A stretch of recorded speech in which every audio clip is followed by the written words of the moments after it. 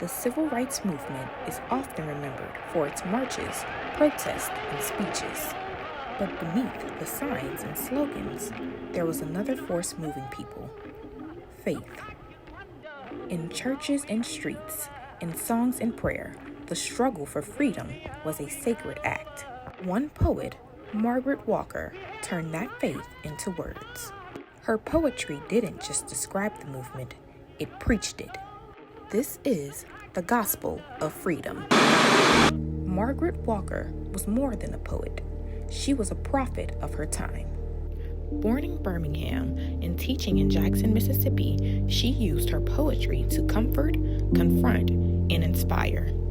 Scholar Trudier Harris writes that Walker's work bridges the gap between the artist and the activist.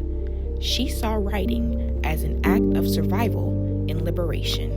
Her poem, For My People, called out across generations, urging Black Americans to remember their strength, dignity, and faith.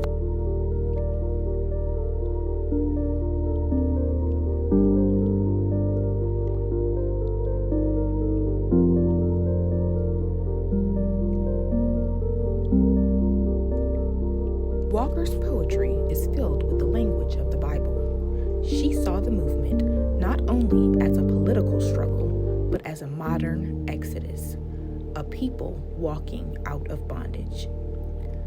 Critic Michael S. Harper notes, African American poets like Walker inherited a sacred vocabulary. The Bible became a metaphor for freedom, a code for survival. Through that sacred language, Walker turned freedom fighters into prophets, marchers into disciples. Martin Luther King Jr. became a modern Moses, guiding his people toward a promised land of justice. For Walker, this was the gospel reborn in America's streets. The church was the heartbeat of the civil rights movement. It gave people courage, shelter, and a sacred language of resistance. As historian C. Eric Lincoln explains, the church was the first institution Black people could claim as their own, the foundation of both their faith and their freedom. Walker's writing echoes that same rhythm: sermons, spirituals, and psalms reimagined as poetry. Her words remind us that faith and protest were never separate. They were two halves of one sacred song.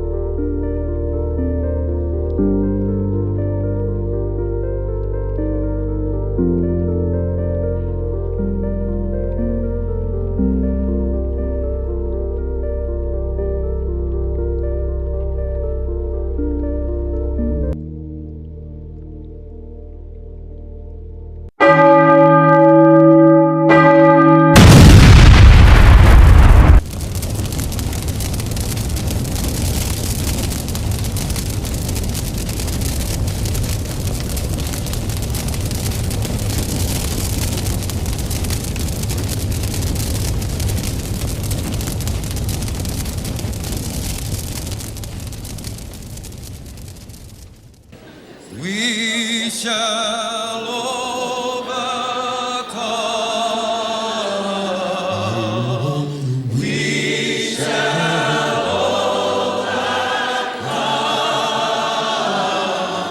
Lord, we shall overcome someday.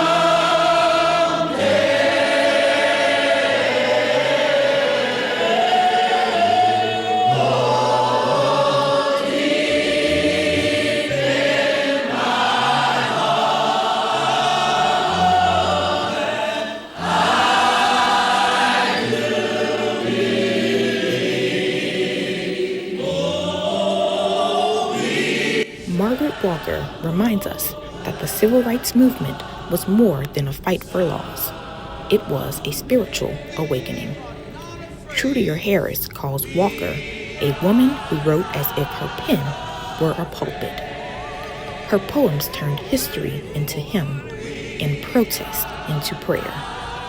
She teaches us that freedom is not just a political demand, it is a moral calling, a sacred journey that continues today. In her gospel of freedom, the word and the movement become one.